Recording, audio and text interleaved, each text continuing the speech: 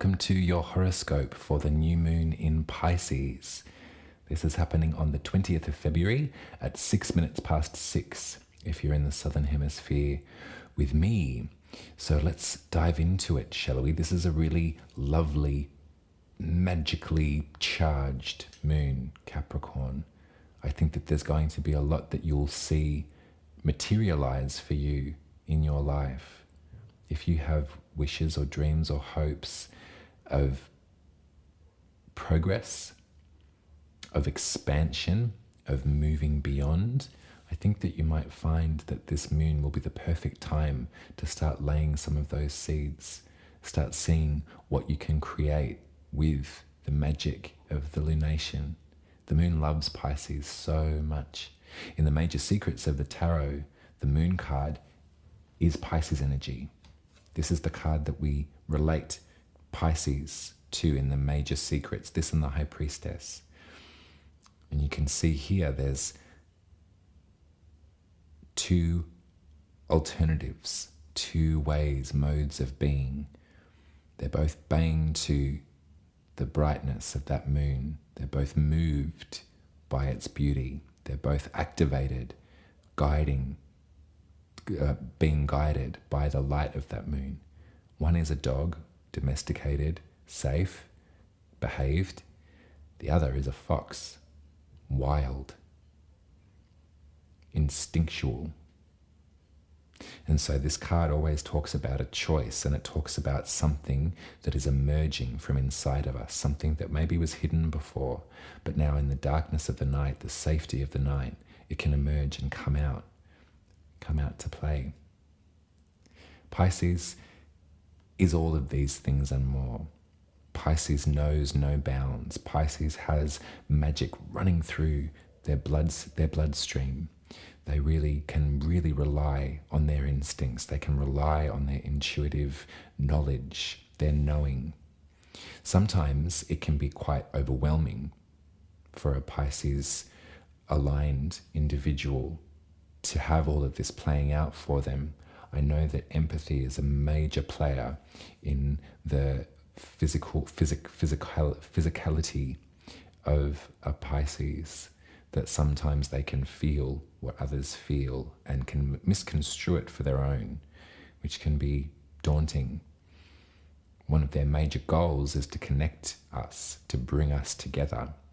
Things like the tarot, it's a very Piscean thing to do. Things like learning about astrology, also pretty Piscean. That idea of finding patterns, finding rhythms in life, synchronicities, coincidences, maybe. Barnum effect, sure. But Pisces believes that there's something more magical at play here. There's something going on. There's something that invites all of us in together. I'm being very forward with my magical talk, Pisces, because sometimes Capricorn can be resistant to that kind of idea. I know for a fact, because I'm a Capricorn sun, and it took me a very, very, very long time to set down my protective exoskeleton, my rigidity. I was scared of my Piscean attributes for a while. It took me into coming into a nice, healthy relationship with my Pisces rising placement to really come to recognize that Pisces is in me. Some might say it's the most inner part of me. And so depending on where your planets lay in your chart, Capricorn, you may have some planets in Pisces. If you don't, that's not to say that you don't have access to this creative, magical, mystical part of you. Everybody has Pisces in them. We all have every single sign in our birth chart. And so every constellation, every far-reaching, far-flung void of the galaxy has influence over our lives in astrology. For you, Pisces rules your third house, which is the house of your local environment, your village, your neighborhood. It's also the house of your folk magic. It's the house of sharing lessons, of coming together in quiet consultation. It's of verbal exchange rather than academic writing. The third house speaks so much to the traditions that are handed down from generation to generation through voice alone, through storytelling, through drawing, through secrecy in some ways too.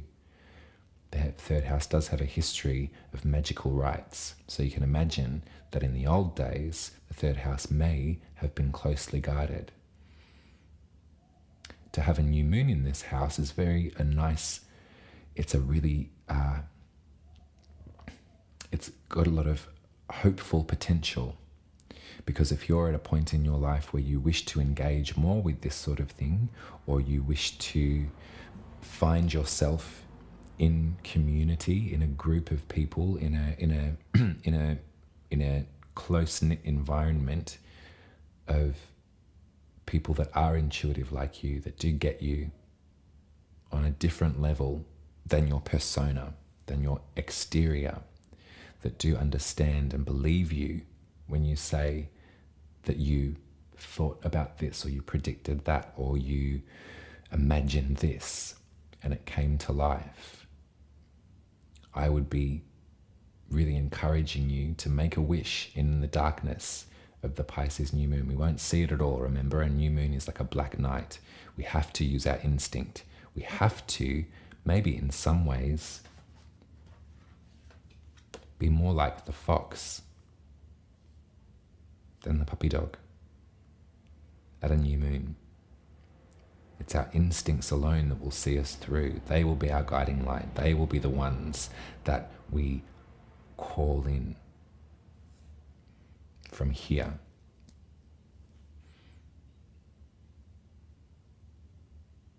So let's have a look at what else is going on. Mercury is in Aquarius at 12 degrees, which is great. That's some nice, healthy intel in your value system, in your house of material wealth, too, of money. So this presence of Mercury is forming a trine with Mars in Gemini. So there's support there. I think if we think about all of that stuff we've been talking about Mars in your sixth house, that your house of your physical ecosystem, your health, your body, your daily ritual, your routine, your work, the frustration that maybe is somehow attached to there because of Mars's presence. Well, Mercury is here to support Mars and sort of journey them forward, push them forward. Your physical ecosystem can be aided, your health, your the systems that you put in place in your life to make sure that everything is working in order, that everything's moving along, that everything's playing out at your best benefit. There is some support here. There's some extra special information from Mercury in your second, and that's your value system. So there might be even maybe some sort of shift that you can feel in yourself. There might be a certain way that you approached these topics. There may be a certain way that you approached life and your health that is moving at this lunation too. I really am so interested to hear more about what you consider to be your folk magic and how that idea plays out in your life, Capricorn. Is that something that you are seeking more of? You're seeking more of either more information or more lessons about the mysteries of divination and cosmic spirituality. It's also a really nice kind of symbology about moving on, moving along, getting things in your life into a place where you're thriving, where you're not editing yourself so much, where you can be yourself, any version of yourself in your environment, and that can be playing out with clarity in your surroundings. You don't have to feel that you need to edit yourself or leave bits out,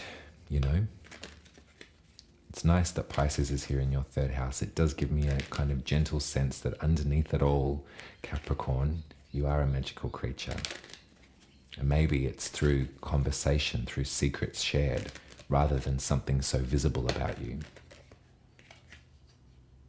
I got the Six of Pentacles in reverse.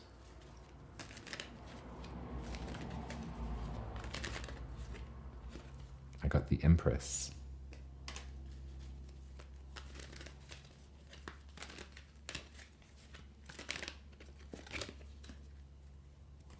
And I got the Queen of Wands and the Ace of Swords. I tell you what, these two cards have wanted to come out for multiple people now, and I'm trying to figure out what is going on here.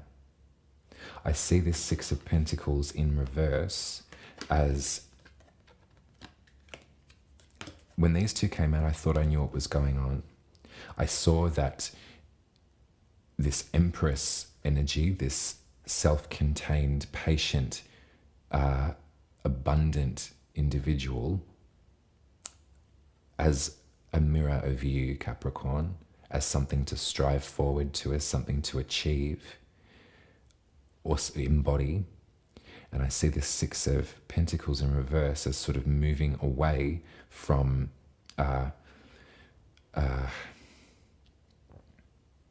moving away from folks that have taken too much of you or take from you consistently. This Six of Pentacles card is beautiful because upright, it tells us about paying it forward, providing for folks when they need it and trusting that you'll get that in return if you ever come into a space where you need help. But in reverse, there's something off kilter about this. It's imbalanced. There's something that you're being urged to step away from in terms of consistent output with no return. And we don't give to, we don't, it's not tit for tat. Life isn't tit for tat, but it's a reciprocation of investment, I think. And this is doesn't have to be about money. I mean, it is Pentacles, so it does have something to do with the physical world, and the Empress as well has something to do with grounded reality, So I thought that it was about, and third house, the village, it's stepping out of these scenarios that would have you feeling like you've been taken advantage of into your own power, into a place where you can kind of be autonomous in your garden without need or want for anything else. But then I got these two cards, which have been showing up time and again. The Truth, the Ace of Wands, which I'm going to take as Mercury in Aquarius, and the Queen of Wands. And so in, I guess, my estimation of the Queen of Wands in the tarot, and my trying to sew in the significations of Vesta into the Queen of Wands, the goddess of the sacred flame, the one who has really devoted themselves wholly to their spiritual practice and has denied a lot of different parts of themselves in order to focus in on that part of themselves. They conjure, they protect the flame. Vesta at the moment is at 5 degrees in Aries, and it's in exact opposition with Ceres in Libra at 5 degrees. So Aries is your 4th house, your home. And so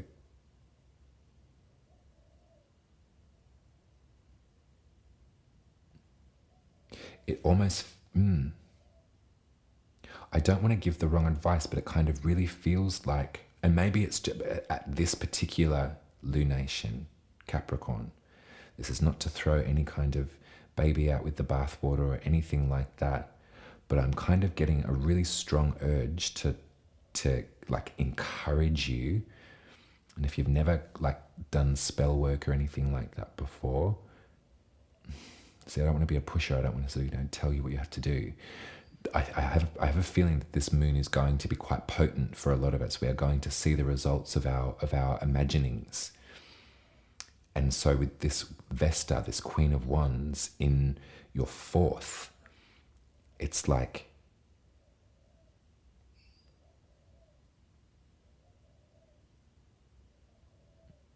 whatever's coming to you at the moment, Capricorn, whatever's coming through the telegraph as I'm saying all of this to you, if there are things that you want and will to change, if there are relationships that you really hope that you can put to bed and be free from once and for all, if it's been difficult that you haven't been able to do so, I suggest that at this Pisces new moon, you're going to have the power to make that shift by setting intentions, by writing it down, by carving in probably the sigil of Vesta into a candle and lighting it.